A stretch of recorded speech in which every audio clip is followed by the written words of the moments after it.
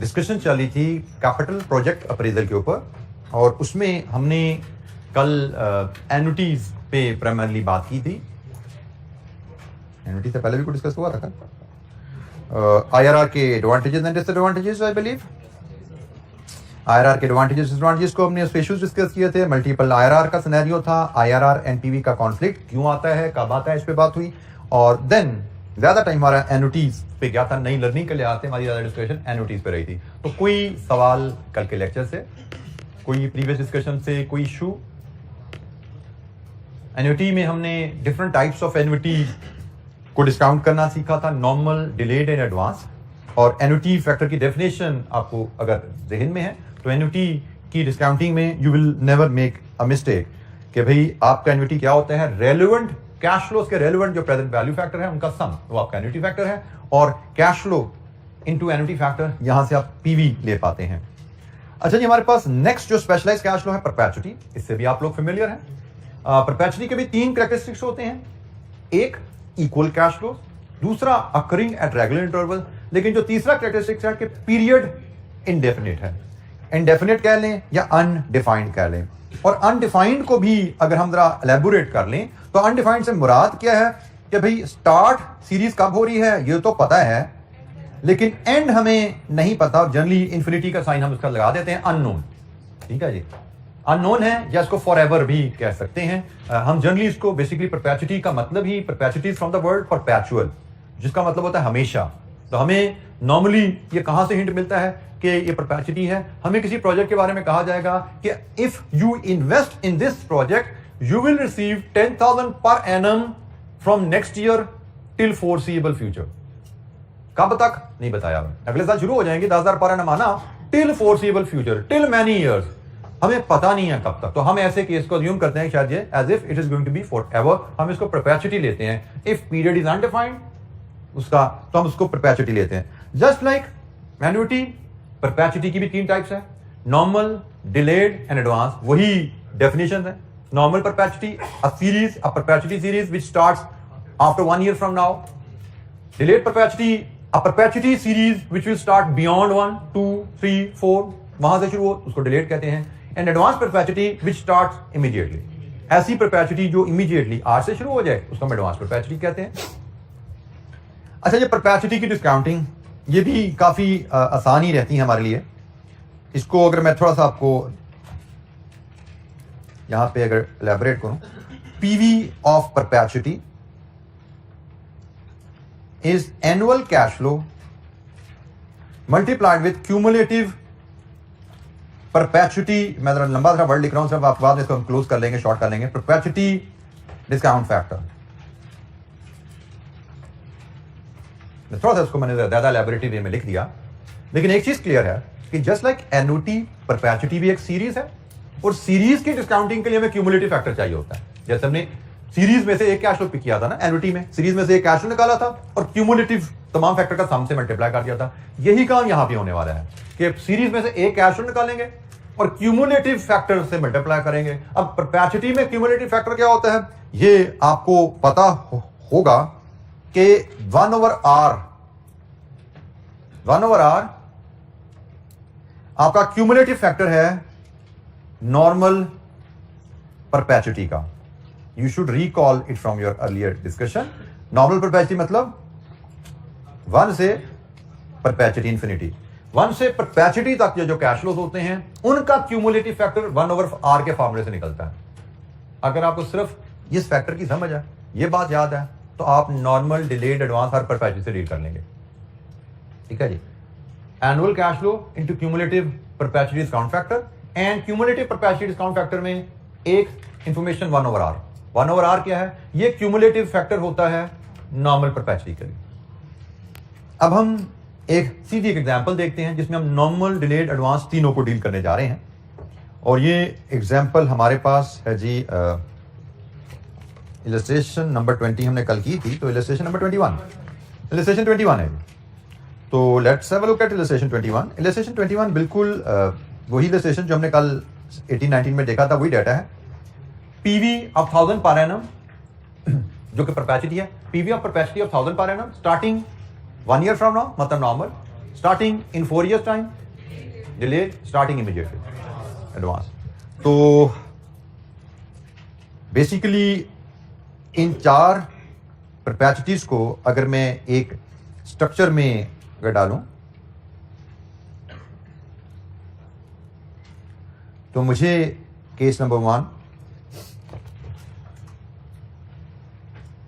ए B C लिखा हुआ जी, तो हम इसको भी ए बी सी करते हैं। ए बी एंड सी, इसके हमारे एनुअल कैश फ्लोज हमें बताए गए हैं और पीरियड हमें बताया गया है। एनुअल कैश फ्लो सब में 1000 है और पीरियड बताया गया है पहले केस में स्टार्टिंग इन 1 year, तो हम इसको लिखेंगे 1 टिल परपेचुइटी। ये ईयर्स पीरियड हम ईयर्स में मेजर कर रहे हैं। दूसरा है जी स्टार्टिंग इन 4 year, पहला कैश फ्लो 4 साल बाद, उसके बाद हर साल फॉरएवर। और तीसरा कैश फ्लो है इमीडिएटली को हम 0 से मेंशन कर देते हैं, टुडे को हम 0 से ले लेते हैं, 0 से परपेचुइटी। तो जनाब ये हमारे तीनों केस हमारे सामने आ गए हैं। अब हम इस परपेचुइटी 1000 पर एनम, ये उसका पीरियड है, इसकी प्रेजेंट वैल्यू लेना चाहते हैं। तो उसके लिए मैं क्यूमुलेटिव परपेचुइटी डिस्काउंट फैक्टर बनाना चाहता हूं। क्यूमुलेटिव परपेचुइटी डिस्काउंट फैक्टर मैं बनाना चाहता हूं और इसमें होगा क्या कि मैं एनुअल कैश फ्लो, अगर ये वैल्यू ए है, cumulative discount factor value B है, तो मेरी जो प्रेजेंट वैल्यू आएगी that will be A into B. Agreed? A into B. अब हम 1 by 1 क्यूमुलेटिव डिस्काउंट फैक्टर बनाते हैं। आर हमें इस क्वेश्चन में गिवन है एज 10%। 10% is our r. तो स्टार्टिंग में this is a normal perpetuity. Normal perpetuity का cumulative discount factor is 1 over r। So 1 over r। और एक चीज याद रखिएगा, फार्मूला में जब हम परसेंटेजेस को ले जाते हैं तो एज फ्रैक्शंस लेके जाते हैं। फार्मूला में जब हम परसेंटेजेस को लेके जाते हैं तो फ्रैक्शन लेके जाते हैं। तो ये 1 over r, इसकी वैल्यू भी लिख देते हैं 10। ये हमारा क्यूमुलेटिव डिस्काउंट फैक्टर आ गया। तो a into B, PV is 10,000।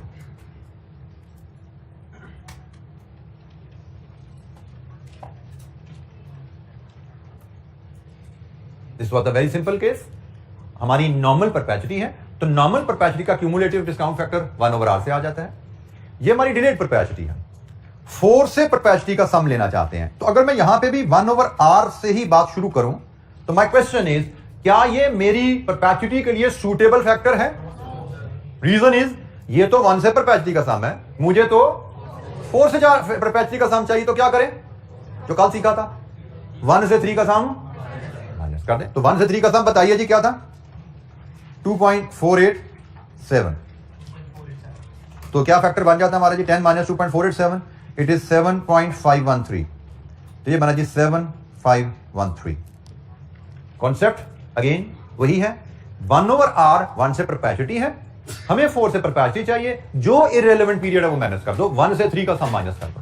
मैं फिर बता दूं, डिलेड को हैंडल करते हुए कॉमन मिस्टेक बच्चे करते हैं, 3 की जगह 4 का फैक्टर माइनस करना चाहते हैं। तो भाई 4 का फैक्टर माइनस कर दिया तो 4 पे तो आपका कैश फ्लो आ रहा है। आपका जिस पीरियड में कैश फ्लो नहीं आ रहा उसके फैक्टर सम माइनस करने हैं। आपका 1, 2, 3 इन 3 सालों में कैश फ्लो नहीं है, तो 1, 2 और 3 का सम माइनस करने हैं। 4 पे तो आपका कैश फ्लो आ गया, 4 साल बाद तो कैश फ्लो आपका आएगा। तो हमने 1, 2, 3 का सम यहां से माइनस कर दिया, ये भी पीवी आ गई। अब अगर मैं लास्ट केस पे जाऊं, यहां पे भी मैं यही बात करूं भाई 1 over r, तो क्या ये फैक्टर मेरे सारे कैश फ्लो को कवर कर रहा है? नो। एक मिस हो गया, 0 वाला मिस हो गया, ठीक है। तो 0 का फैक्टर मैन्युअली हम ऐड कर देंगे। लीजिए जी, तो ये आपका 11 है और प्रेजेंट वैल्यू 11,000। तो एडजस्टमेंट का कॉन्सेप्ट यहां पे वही है जो हमने एन्युटी में सीखा था। क्यूमुलेटिव फैक्टर में एडजस्टमेंट डिले की क्या करनी है, क्यूमुलेटिव फैक्टर में एडजस्टमेंट एडवांस की क्या करनी है। सिर्फ एन्युटी में हम ये फैक्टर भी टेबल से उठाते थे। यहां पे 1 over r स्टार्टिंग पॉइंट, यहां पे 1 over r में एडजस्टमेंट कर रहे हैं, वो डिले की है, वो एडवांस की है। जबकि एन्युटी में हर एन्युटी का आपका फैक्टर टेबल से आता था, उसमें एडजस्टमेंट की जाती थी। तो एडजस्टमेंट कॉमन है, जो वहां पे एडजस्टमेंट जैसे करते थे उसी कॉन्सेप्ट के तहत हम यहां पे डिले और एडवांस की एडजस्टमेंट करते हैं। लेकिन जिस फैक्टर में एडजस्टमेंट करनी है उसकी वर्किंग थोड़ी डिफरेंट है। एन्युटी की डिस्काउंटिंग में वो फैक्टर हम फार्मूला से या एन्युटी टेबल से लाते हैं। यहां पे 1 over r का सिंपल फार्मूला है, हर परपेचुइटी का स्टार्टिंग पॉइंट 1 over r है। उसको फिर एडजस्ट कर लेते हैं डिले या एडवांस के हिसाब से। जी एनी क्वेश्चन? परपेचुटी क्या है, परपेचुटी की टाइप्स और उसकी पीवी, कोई सवाल? अच्छा जी, थोड़ी सी एक्टिविटी परपेचुटी में भी जरा हम करते हैं। इलस्ट्रेशन 22 जिस तरह कल हमने एक्टिविटी की थी, बिल्कुल सिमिलर पैटर्न पे ये एक्टिविटीज है जी, बट ये अब आप खुद करेंगे। कल तो मैंने काफी हेल्प करा दी थी, तो अब आप काफी तजर्बाकार हो चुके हैं एक दिन में। तो ये कीजिए जनाब कैलकुलेशन, मुझसे आंसर शेयर कीजिए। एंड आई वुड एक्सपेक्ट कि हर बच्चा तसल्ली से पिछले एग्जाम्पल को देखते हुए सही आंसर शेयर करे।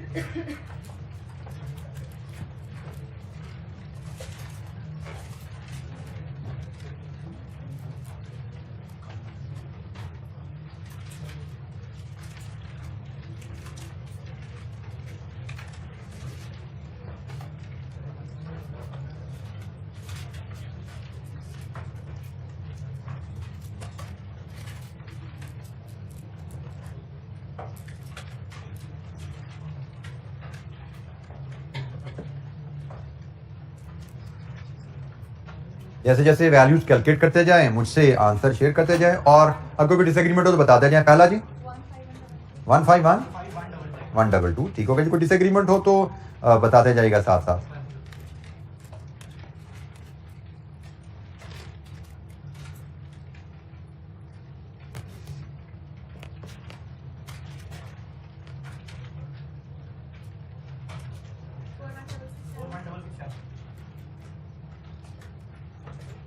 किसी बच्चे का कोई डिसएग्रीमेंट आए तो बताए फौरन।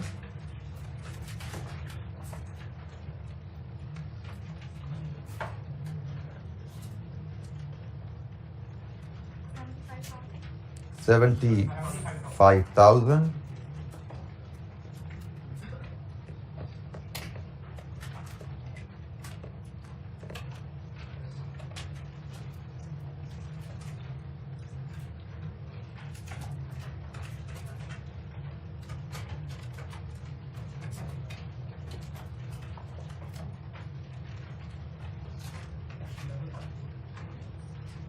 जी 554-233। लीजिए ये चार पार्ट्स थे, चारों का जवाब आपके सामने आ रहा है। किसी कैलकुलेशन में कोई दिक्कत है तो आप पूछ सकते हैं। पहला केस डिलेड परपेचुटी का है, दूसरा केस नॉर्मल परपेचुटी, तीसरा एडवांस परपेचुटी, चौथा फिर डिलेड परपेचुटी। सो चारों परपेचुटी के केसेस, चार एग्जाम्पल तीनों सिनेरियोस को लेते हुए हमारे सामने हैं। किसी स्टूडेंट का किसी वैल्यू पे कोई डिसएग्रीमेंट है, कोई गाइडेंस चाहिए, पूछिए।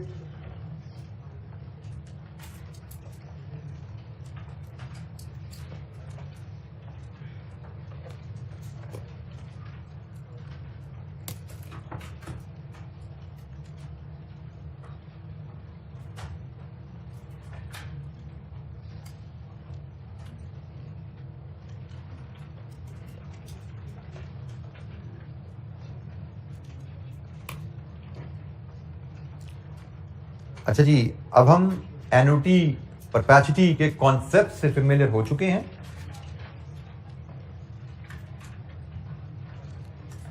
अब हम देखते हैं कि अगर हमें कोई प्रोजेक्ट ऐसा आए जिसके कैश फ्लोज एन्युटी या परपेचुटी शेप में हो, तो उनकी हमें एनपीवी कैसे कैलकुलेट करनी है। उसके लिए हमारे पास इलस्ट्रेशन जो क्लास एक्टिविटी में हम करने जा रहे हैं, that is illustration 25 and illustration 26। तो इलस्ट्रेशन 25 की रिक्वायरमेंट है जी हमारे पास, what is the present value of the following cash flows when the cost of capital is 15%? In cash flows की प्रेजेंट वैल्यू बताइए when the cost of capital is 15%। तो cash flows क्या हैं जी? ये हमारे पास कैश फ्लोज हैं। 0 में 150,000 की इन्वेस्टमेंट है, आउटफ्लो है। 1 में 15,000 की रिटर्न है, 2 में 20,000 की रिटर्न है, 3 से 12 25,000 की रिटर्न है। तो ये है हमारे कैश फ्लोज। इनकी हमें पीवी कैलकुलेट करने को कहा गया है। तो जनाब इलस्ट्रेशन नंबर 25 में हम कैश फ्लोज की पीवी कैलकुलेट करेंगे। हमें year wise cash flows rupees में गिवन है जी। 0 में 150,000 की इन्वेस्टमेंट है, 1, 2 and 3 to 12। 1 में 15,000 इनफ्लो है, 2 में 20,000 का इनफ्लो है, 3 में 25,000, 3 to 12 25,000 है, और डिस्काउंट फैक्टर हमारा है जी 15%। लीजिए जी, डिस्काउंट फैक्टर हम लाएंगे और फिर प्रेजेंट वैल्यू कैलकुलेट करेंगे और present value of cash flows हम एक स्टेप आगे जाते हैं, हम इसकी नेट प्रेजेंट वैल्यू भी कैलकुलेट कर लेंगे जो कि सिंपली इस कॉलम का सम है। तो 1 बाय 1, 0 का डिस्काउंट फैक्टर, 0 के कैश फ्लो का डिस्काउंट फैक्टर 1। अब जरा समझिएगा, 1 पे सिंगल कैश फ्लो है। सिंगल कैश फ्लो के लिए हम प्रेजेंट वैल्यू टेबल पे जाते हैं जो कि हमारा सेकंड लास्ट पेज पे आ रहा है। तो सिंगल कैश फ्लो के लिए 15% 1 ईयर 0.87, 2 पे भी सिंगल कैश फ्लो है 15% 2 ईयर 0.756। अब 3 to 12 में सीरीज आ गई तो टेबल बदल गया। अब हम क्यूमुलेटिव टेबल पे चले जाएंगे और क्यूमुलेटिव टेबल पे हम जाते हैं तो वहां हमने क्या सीखा है कि भाई हमें 3 से 12 का सम चाहिए। तो अगर हम 15% 12 ईयर्स पे जाते हैं, अगर हम 15% 12 ईयर्स पे जाते हैं तो इट इज 5.421। ये 1 से 12 का सम है। तो हमने क्या माइनस कर रहा है इसमें से 1 and 2 माइनस कर दीजिए विच इज 1 पॉइंट। लीजिए जी, ये हमारे पास 1 2 3 4 फैक्टर आ गए। हर कैश फ्लो को उसके रेलेवेंट फैक्टर से मल्टीप्लाई कीजिए और बताइए प्रेजेंट वैल्यू एक हर कैश फ्लो की क्या आ रही है। जैसे ये 150,000 है, 13050 है, 94875 है जी, 120 और सम कीजिए नेट प्रेजेंट वैल्यू क्या बनती है।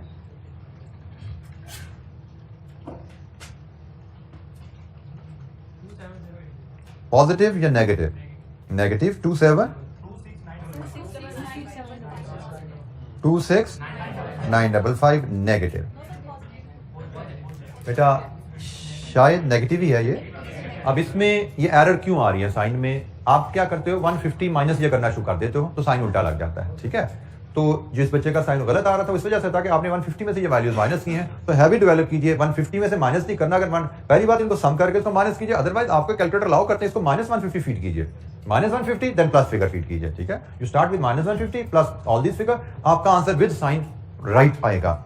नेगेटिव फिगर में से पॉजिटिव फिगर माइनस करने से वैल्यू तो ठीक आती है, साइन आपका उलट हो जाता है, जिसको बाद का आप ठीक नहीं कर पाते। सो हैबिट ही ऐसी डेवलप करें कि आपकी गलती के चांसेस कम से कम रहें। -150 plus these three figures, plus these three figures 26955 negative. तो एनपीवी हमारी नेगेटिव है। अगर हमसे पूछा जाता है प्रोजेक्ट फीजिबल है या नहीं, तो प्रोजेक्ट इज नॉट फीजिबल। हमारा डिसीजन भी यहाँ पे आ रहा है। तो ये हमने एक एनुटीज को लेके एक प्रोजेक्ट की एनपीवी कैलकुलेट करना सीखी। तो बजाय इसके कि वैसे तो हम ये 3 से लेके 12 तक 10 कैश फ्लोज बनते हैं, हम ये 10 की लिस्ट बनाते हैं, हर एक को अलग-अलग डिस्काउंट करते हैं, फिर भी हम काम कर सकते थे, but that would have been inefficient. हमने इसीलिए एनुटी सीखी है कि हम एफिशिएंसी से काम कर सकें। तो हमने ये एफिशिएंसी से क्विकली कैलकुलेट कर लिया एनपीवी। इलस्ट्रेशन 26 एक और इलस्ट्रेशन है, ये भी एनपीवी कैलकुलेशन है with annuity and perpetuity. Now company has a cost of capital of 10%. Calculate NPV of an investment project with the following estimated cash flows. Year wise 0, 1, 2, 3 to 8, 9 to infinity, ये जी हमारे पास cash flows है। हमें in cash flows की NPV calculate करने को कहा गया है with cost of capital of 10%। तो जनाब ये डाटा हम फीड करते हैं टेबल में और फिर इनकी वैल्यू कैलकुलेट करते हैं। Illustration 26 year wise cash flows rupees में 0, 1, 2, 3 to 8 and 9 to infinity।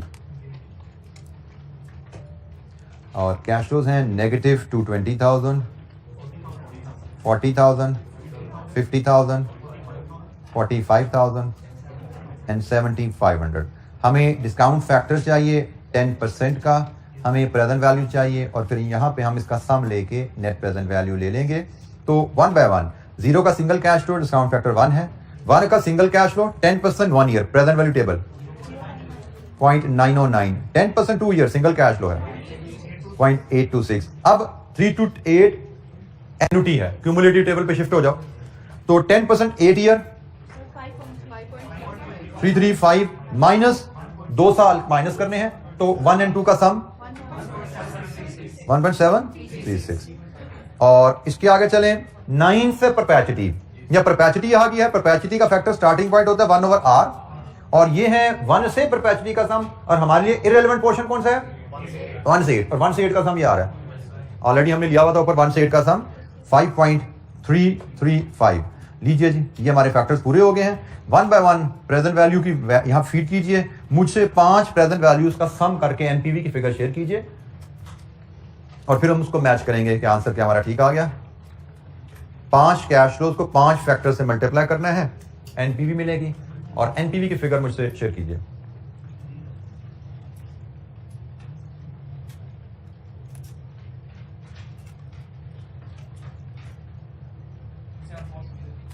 NPV is positive, negative, positive 27, 460, 463, 27, 463, 03।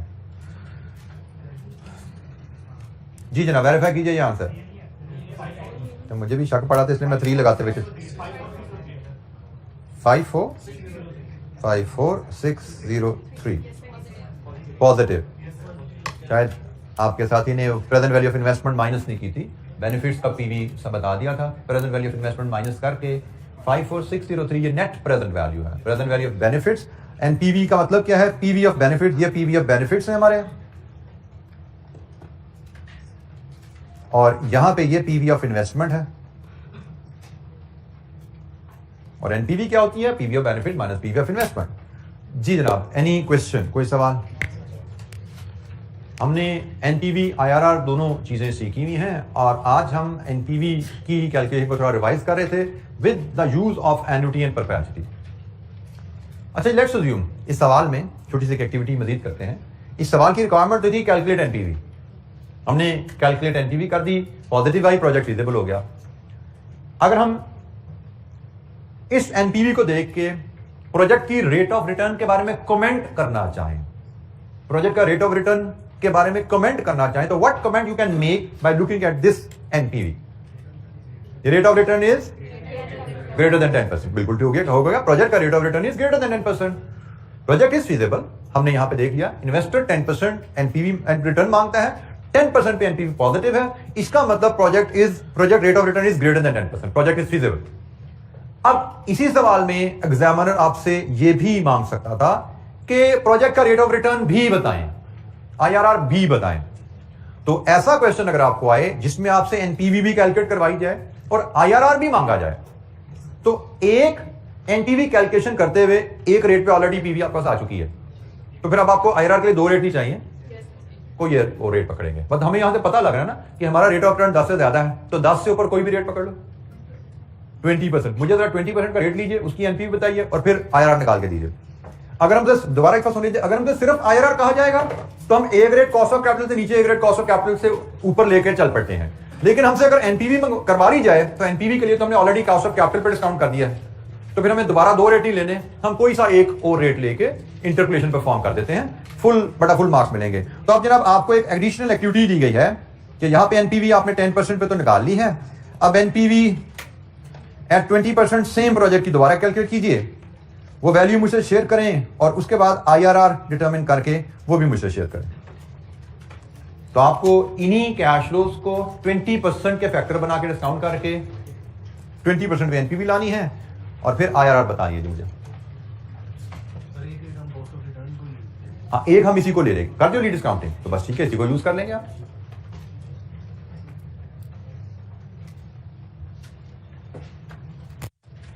क्योंकि आईआरआर की कैलकुलेशन के लिए तो एनी 2 रेट चाहिए, वो तो एक गाइडलाइन है कि भाई एक रेट कॉस्ट ऑफ कैपिटल से नीचे ले लो, एक ऊपर ले लो, अदरवाइज हमें तो एनी 2 रेट चाहिए। तो इस केस में एक रेट पे पीवी हमारे पास जब एनपीवी अवेलेबल है, तो why to repeat the activity, use it.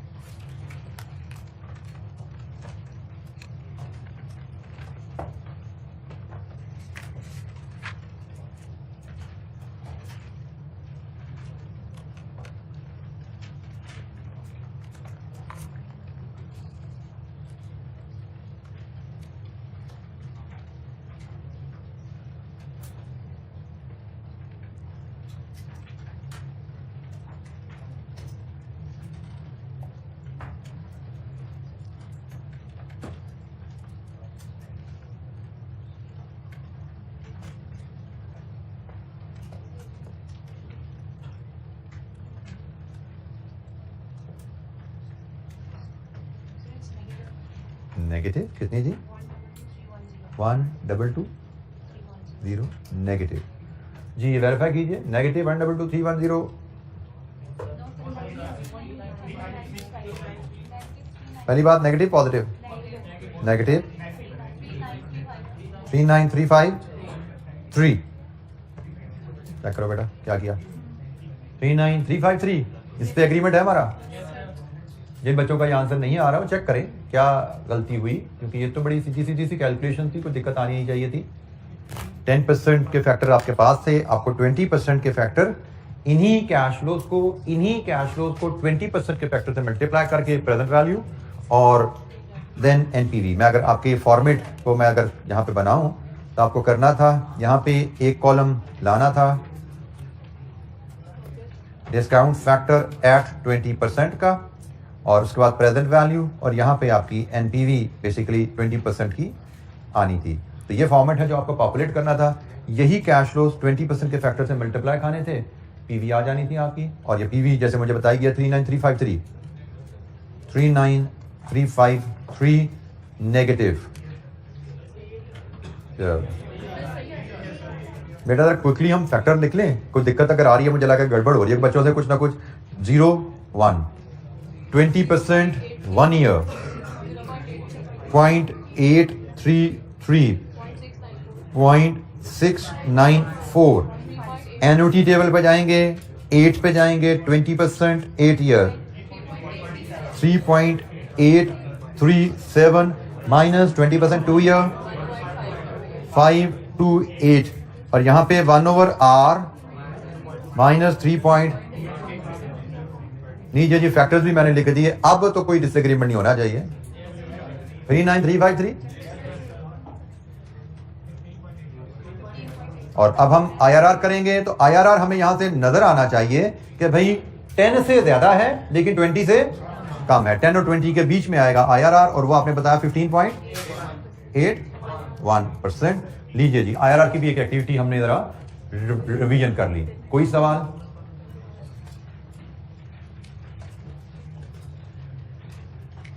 और हम ये बात कर चुके हैं कि एक प्रोजेक्ट अगर एनपीवी के तहत फीजेबल है तो IRR के तहत भी वो फीजेबल ही आएगा कभी फिजिबिलिटी में इनमें कॉन्फ्लिक्ट नहीं आता दोनों मेथड्स फिजिबिलिटी के बारे में यकजुबान होते हैं हाँ इशू आ सकता है हमेशा नहीं आएगा इशू आ सकता है when you are dealing with mutually exclusive projects and you are comparing the project कि भाई कौन सा प्रोजेक्ट बेहतर है तो बेहतर के ऊपर एनपीवी और IRR में कॉन्फ्लिक्ट आ सकता है हम ये नहीं कहते कि कंपैरिजन में हमेशा कॉन्फ्लिक्ट आएगा वहां पे भी कॉन्फ्लिक्ट आ सकता है कभी आएगा कभी वहां पे भी नहीं आएगा ठीक है कब आएगा कब नहीं आएगा इसकी डिस्कशन हमारे स्कोप में फिलहाल नहीं है सीफैप में जाएंगे तो वहां पे हम बात कर लेंगे वहां पे हम इसको भी बात करेंगे कि कब कॉन्फ्लिक्ट आता है क्यों आता है और कब नहीं आता क्या वजह है कॉन्फ्लिक्ट ना आने की उस पर बात करेंगे लेकिन फिलहाल हमारे स्कोप में वो बात नहीं है जी एनी क्वेश्चन कोई सवाल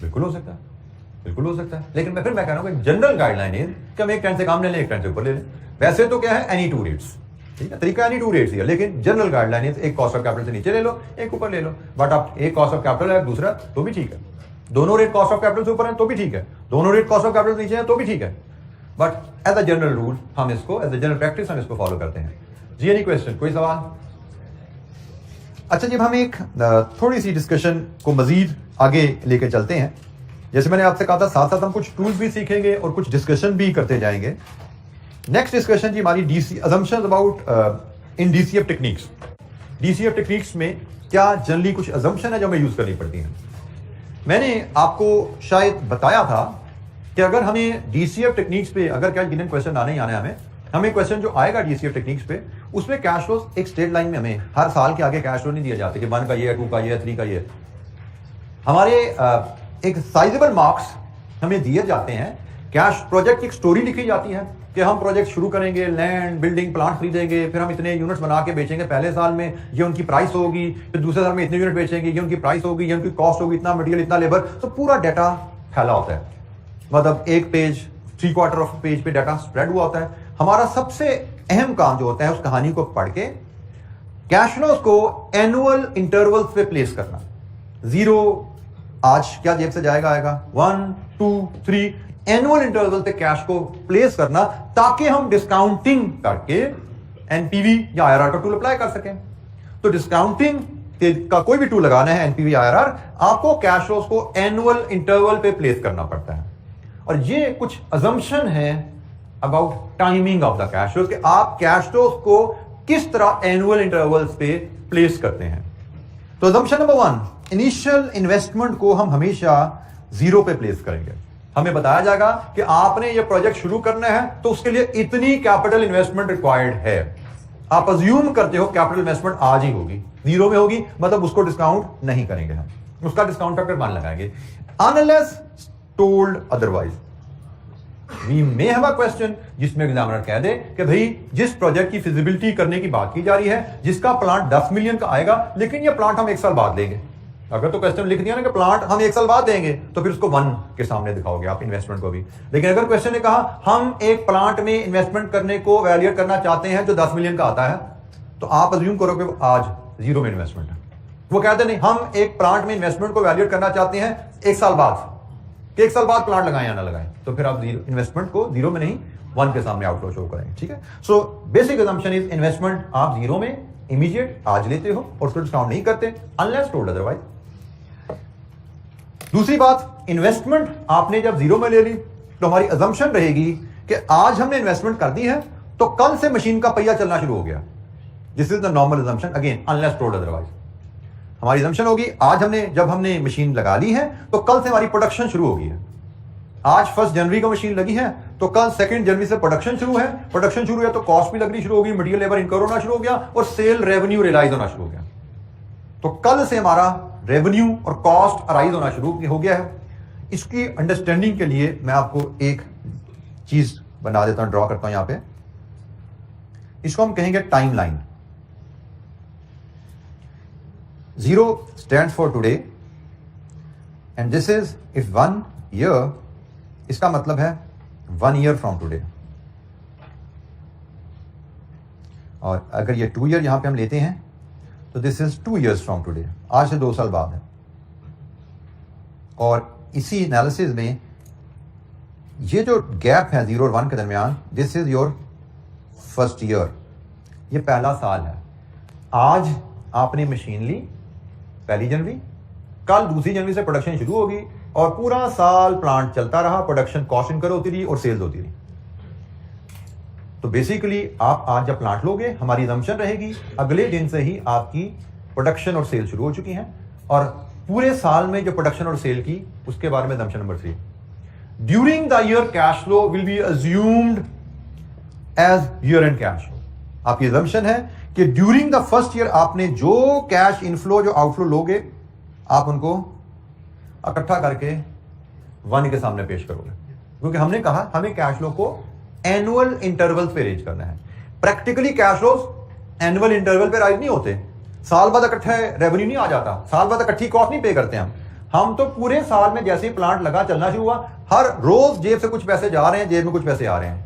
हमने रेवेन्यू माइनस कॉस्ट पूरे साल का इकट्ठा करना है जी। टोटल नेट कैश इनफ्लो या आउटफ्लो हमारे साल का क्या है, पहले साल का। तो पहले साल का जो कैश इनफ्लो या आउटफ्लो होगा उसको हम 1 के सामने रख देंगे। इसी तरह दूसरे साल के दौरान, ये सेकंड ईयर है, यहां से लेके यहां तक का जो वक्फा है ये सेकंड ईयर है। सेकंड ईयर के दौरान जो कैश इनफ्लो आउटफ्लो आएगा उसको सब नेट करके इकट्ठा करेंगे और 2 के सामने रख देंगे। अब यहां पे 2 का मतलब, जब हम ये फॉर्मेट देखते हैं ना, जब हमें इसका डाटा दिया जाता है, यहां पे 2 का मतलब सेकंड ईयर नहीं है, यहां पे 2 का मतलब है 2 साल बाद, 1 का मतलब है 1 साल बाद।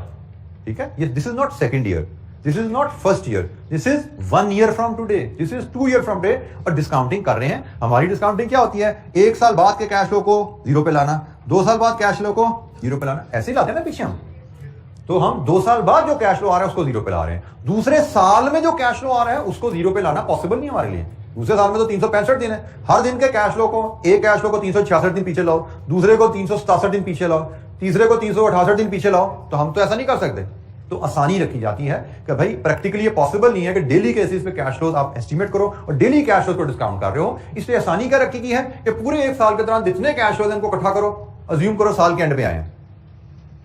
सो assumptions of about timing of cash flow, क्योंकि हमें एक क्वेश्चन में स्टोरी लिखी जाएगी, उस स्टोरी को पढ़ के कैश फ्लो को उठा के हमें एनुअल 1, 2, 3 के सामने रखना है। तो बेसिस आ रही है, इनिशियल इन्वेस्टमेंट को 0 पर रखेंगे और जो इन्वेस्टमेंट के ऑपरेशन से जो आपने कमाई करनी है उसकी कहानी होगी फौरन नेक्स्ट डे से, और पहली नेट कैश फ्लो आपकी 1 में आएगी, और ड्यूरिंग द ईयर कोई भी कैश फ्लो आएगा उस साल के एंड पे लेके जाते हैं। एंड लास्ट अजम्पशन, बाद का क्वेश्चन आपको इंफॉर्मेशन देता है कि किसी साल के शुरू में आपने कोई खर्चा करना है या कोई आपको इनकम आनी है।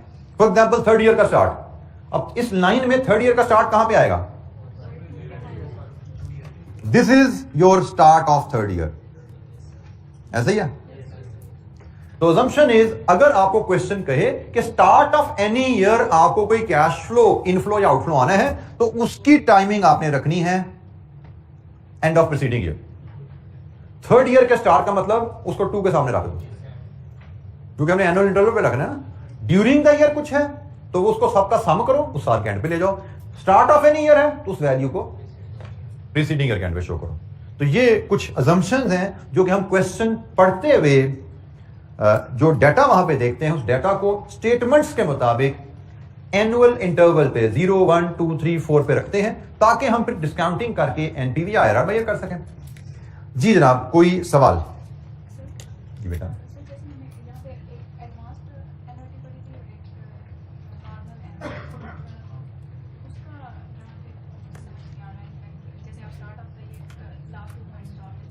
बेटा आप एन्युटी और परपेचुटी, एन्युटी की यहाँ पे एप्लीकेशन देखना जा रहे हैं, तो एन्युटी तो आपको ऑलरेडी एनुअल इंटरवल पे कैश फ्लोज आ रहे हैं।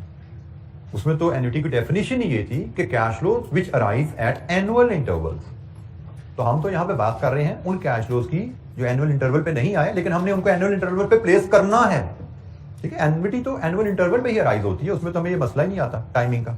उसमें तो हमें टाइमिंग गिवन होगी जी, हर साल पे आपको एक्स अमाउंट आएगी, तो हर साल पे आ रही है, हर साल के सामने डाल दो। हम तो यहां डिस्कस कर रहे हैं उन कैश फ्लोज को जो इतने सिंपल नहीं होते, जो ड्यूरिंग द ईयर कहीं आ रहे हैं, कहीं एंड ऑफ द ईयर कह रहे हैं, कहीं स्टार्ट ऑफ द ईयर कह रहे हैं, तो उनको हमने कैसे अरेंज करना है, हम तो उनकी बात कर रहे हैं। जी एनी अदर क्वेश्चन, कोई और सवाल? बेटा एग्जामिनर जनरली आपको तारीखों में, हफ्तों में, स्टार्ट का मतलब कोई तारीखों महीनों में बात नहीं करेगा कि जनवरी में पैसे आए या फरवरी में आए, वो इसी तरह start of the year, during the year, इसी तरह बात करेगा। ठीक है, तो अगर वो स्टार्ट में दिनों महीनों में बात नहीं करेगा जी, कितने महीनों तो हमने उसको स्टार्ट में लेना है और कितने महीने हो तो हमने उसको एंड पे ले जाना है। ठीक है, तो ऐसी कोई बात एग्जामिनर को मैंने कभी देखी नहीं किसी पेपर में। जनरली वो स्टार्ट का वर्ड यूज करता है, at the beginning of the year, at the start of the year. तो उससे हम उसी से ही हिंट लेके इसको पिछले साल के एंड पे प्लेस करते हैं। जी कोई और सवाल? जी बेटा।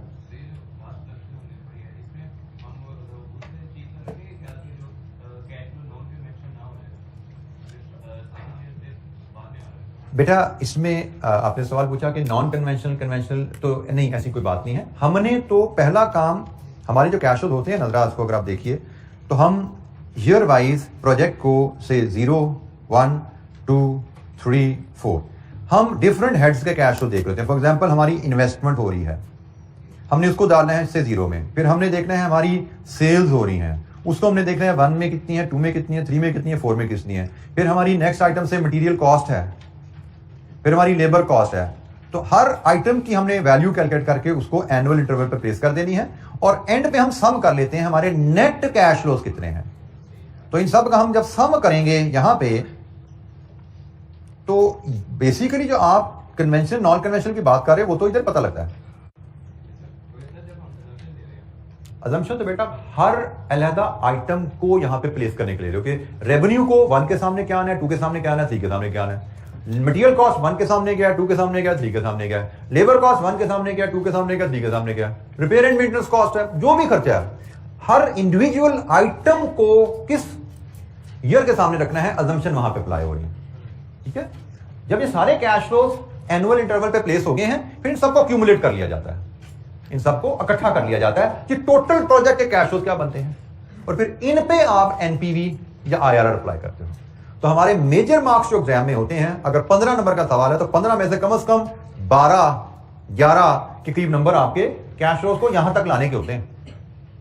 फिर इससे आगे एनपीवी लगाओ, 2 नंबर फिजिबल है या नहीं है, 1 नंबर, 3 नंबर, मैक्सिमम 3 नंबर होंगे। इसके आगे आईआरआर कैलकुलेट करो, मैक्सिमम 4 नंबर होंगे। मेजर मार्क्स आपके होते हैं कहानी पढ़ के इन डिफरेंट हेड्स के कैश फ्लोज को मेजर करना, इन कैश फ्लोज को एनुअल इंटरवल्स पे प्लेस करके टोटल प्रोजेक्ट कैश फ्लोज बनाना। तो अब से ऑनवर्ड हमारी मेजर डिस्कशन इसी बात पे होने वाली है।